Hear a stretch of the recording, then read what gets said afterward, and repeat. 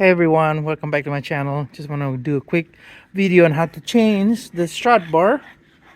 Look at this ugly strut bar to a blitz spec strut bar. First, you're gonna need a E14 star and of course Milwaukee stubby impact wrench. Under these two bolts, 1, 2, 3, and 4.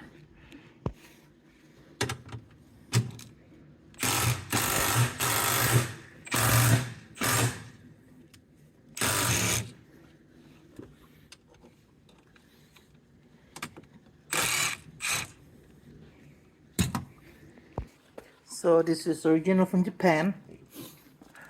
They have the overnight parts from Japan. Come with bolts, with 2 strut bars. I mean 3. All right, so they come with supplies, nuts and bolts, but I prefer the old one. That way you don't have to go reach underneath and screw it up. So it's easier just to use the old ones. So 1 here, 1 there, 1 here, 1 there. I don't know how many foot-pounds it's supposed to be for the torque specs. And then the middle one right here, so just screw it back up. That's about it. The Blitz